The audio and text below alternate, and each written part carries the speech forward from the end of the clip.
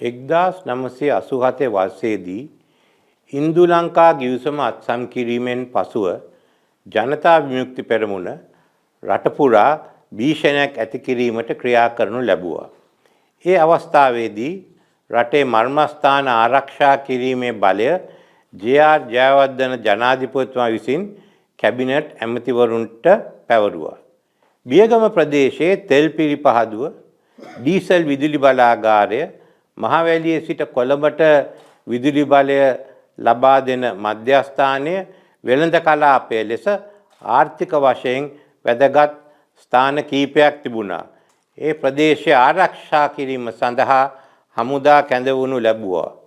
ආරක්ෂා අංශවලට රැඳී සිටීම සඳහා ලංකා පොහොර නිපදවීමේ සංස්ථාවට අයත් ඒ වන විට අතහැර දමා තිබුණු ගොඩනැගිලි සහ නිවාස කීපයක් ලබා දීමට තීරණය කෙරුණි.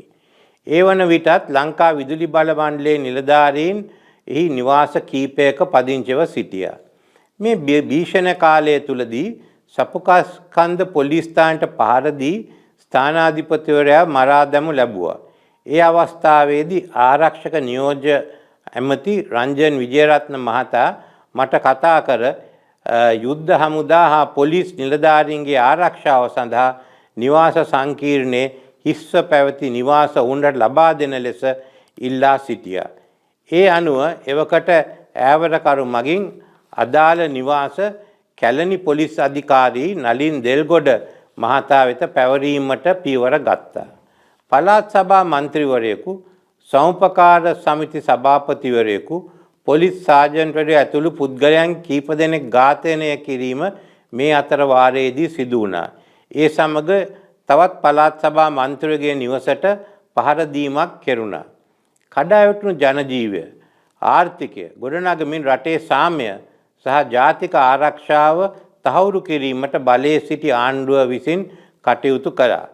1994න් පසුව චන්ද්‍රිකා බණ්ඩාරනායක කුමාරතුංග මහත්මිය බටලන්ද ප්‍රදේශයේ වදකාකාරයක් තිබුණේදයි සෙවීමට කොමිසමක් දැම්මා. ඊට නොයෙකුත් පුද්ගලයන් කැඳෙව්වා. මම මේ කැඳෙව්වේ සාක්ෂිකරුවෙක් ලෙස පමණයි. ඒ වන විට මා රටේ විපක්ෂ නායකයා ලෙස කටයුතු කළා.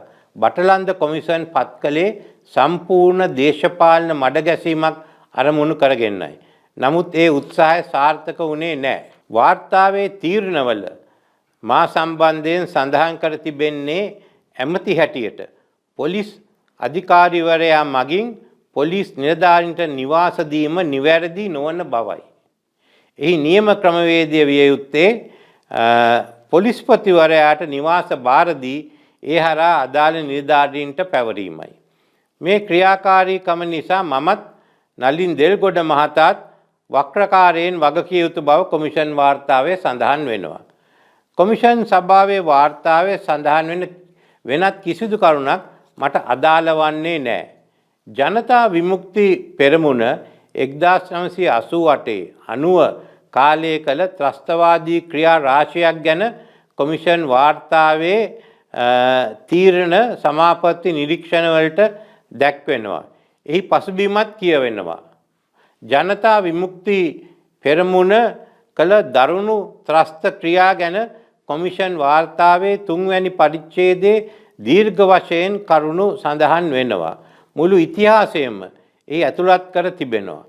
ඉහත කරුණු ඇරෙන් අනෙක් කිසිම චෝදනාවක් මට අදාළ වන්නේ නැහැ. ඒ වාර්තාව මම සම්පූර්ණයෙන්ම ප්‍රතික්ෂේප කරනවා. බටලන්ද කොමිෂන් වාර්තාව හංගාගෙන සිටියා කියා කිසිවෙකුටවත් චෝදනා කළ නොහැකි. වර්ෂ 2000 දී පාර්ලිමේන්තු සැසි වාර්තාවක් හැටියට එය තිබුණා. නමුත් කිසිවකුත් ඒ සම්බන්ධයෙන් විවාද කිරීමට ඉල්ලීමක් කරේ නැහැ. අඩුතරමින් ජනතා විමුක්ති පෙරමුණවත් එවැනි ඉල්ලීමක් කළේ නැහැ. බොහෝ දෙනෙක් වාර්තාව පිළිගත්තේ නැහැ. ඒ නිසා පාර්ලිමේන්තුවේදී විවාද කිරීමට පියවර නොගත් බව අපට විශ්වාස කළ හැකියි. මෙතෙක් බලයට පත් වූ කිසිදු දේශපාලන පක්ෂයක් මේ වාර්තාව හරහා පටු දේශපාලන වාසි ලබා ගැනීමට කටයුතු නොකළ බවද කිය යුතුයි. ඒ වගේම පාර්ලිමේන්තු සැසි වාර්තාවක් අවුරුදු 25කින් පසුව පාර්ලිමේන්තුවේ විවාද කිරීමේ කිසිම සම්ප්‍රදායක් මේ රටේ අනික් පාර්ලිමේන්තුවලවත් නැහැ.